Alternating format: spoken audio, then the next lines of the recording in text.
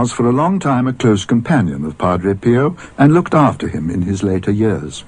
This is the place where Padre Pio received the stigmata on the 28th September 1918.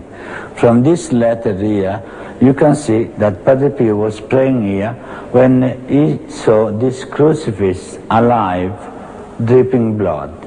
And in that moment, Padre Pio felt an extraordinary peace inside of himself and outside. And during this time, Padre Pio always saw the crucifix alive, dripping blood.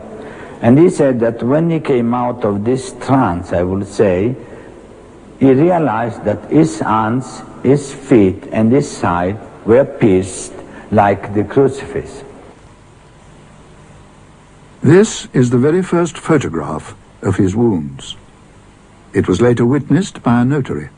News of this astounding event slowly spread, and the ordinary people began coming to San Giovanni in large numbers to catch a glimpse of the stigmatized friar or to squeeze into the church to hear his mass.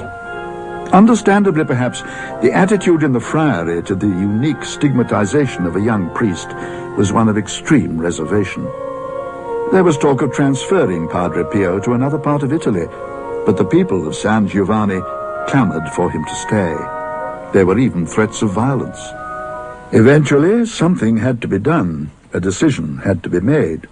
Such notoriety can be an embarrassment rather than a blessing. In 1923, the Holy Office intervened with a series of measures. It declared that there were no signs of the supernatural in the case and ordered Padre Pio not to say Mass in public and to cease all written correspondence. When the decree was read to him, he said, "God's will be done." So began the years of seclusion, when Padre Pio became a priest without a congregation, a confessor unable to give absolution, a Christian without a spiritual director. He immersed himself totally in prayer and spiritual writing and reading, and wrote the words Resta con me.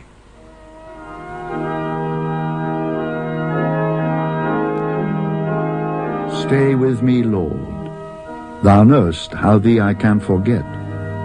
Stay with me, Lord. Thou knowest without thy strength I fall. Stay with me, Lord, for without thee my fervour fails. Stay with me, Lord. Thou art my light, thou art my life. Some time passed before the ban was lifted. Pope Pius XI, on further examination of the facts, permitted Padre Pio to resume his ministry. Eventually, a larger church had to be built to accommodate the huge congregations made up of people who came from all over the world. The flow of pilgrims began again, with renewed fervour. They came then, and still they come.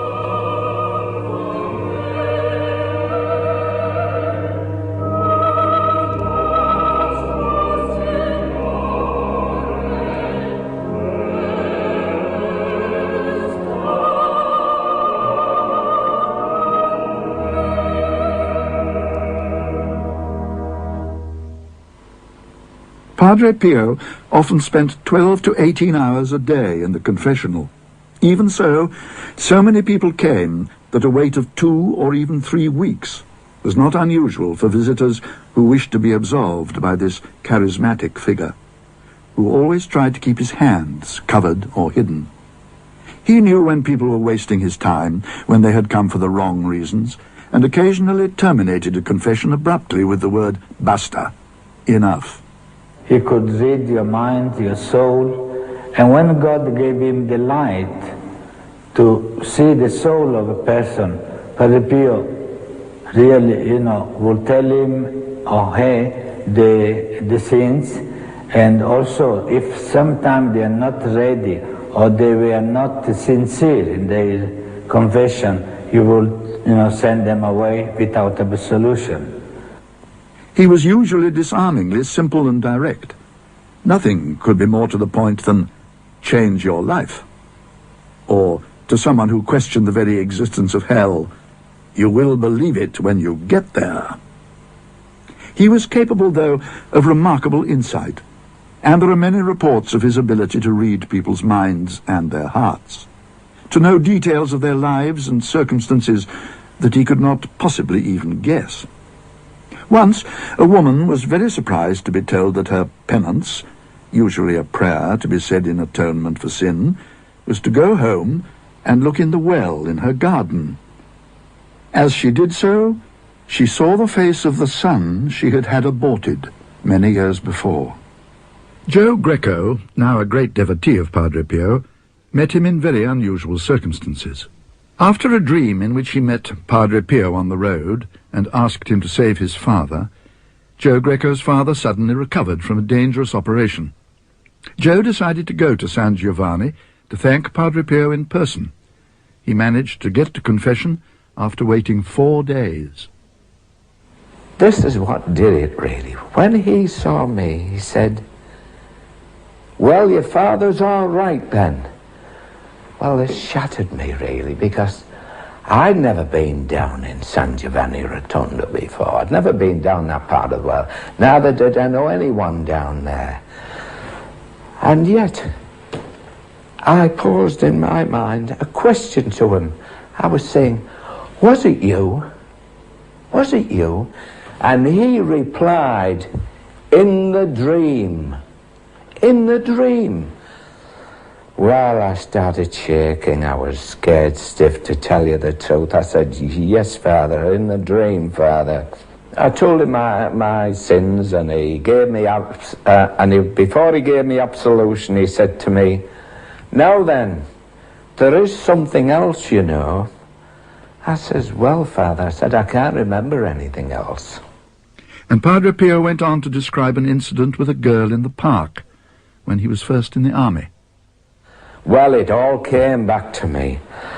I wished the ground had have opened up and swallowed me up. I was so embarrassed. Oh dear. I said, "Yes, Father, it all comes back to me, and I'm afraid I forgot to tell it in confession. So ashamed." Well, he said, "You've been carrying this sin around with you," he says, "ever since 1941. And the place was Blackburn, to tell you the truth." And I got up to go. Padre Pio said, "There is something else you've forgotten."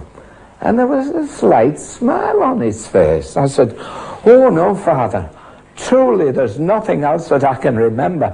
I thought he was on about a sin, you know. And he said, "Look in your pocket." So I brought my rosary beads out, I gave them to him, he blessed them, and he gave them back to me. And that was it. Those who knew Padre Pio talk with undying affection and admiration of a man who spent 50 years in extreme pain, for there is no doubt that he suffered real anguish from real wounds. The medical evidence of the stigmata, supplied by doctors who examined Padre Pio over the years, is impeccable. Dr. Luigi Romanelli, Dr. Giorgio Festa, and Padre Pio's personal physician, Dr. Sala, provided documentary evidence, as did many other independent medical experts, that the wounds were genuine and showed no signs of either healing or festering. Father Stefano is the superior of the Capuchin friary at Pietrelcina, where they have a room devoted to the many relics of Padre Pio's life. Of all the mementos we have here, the most important is Padre Pio's nightshirt, which, as you can see, is stained with his blood. How did this happen? We know that Padre Pio experienced the whole of Christ's passion, the scourging, the crowning with thorns, the wounds of the stigmata, and that, in his own words, the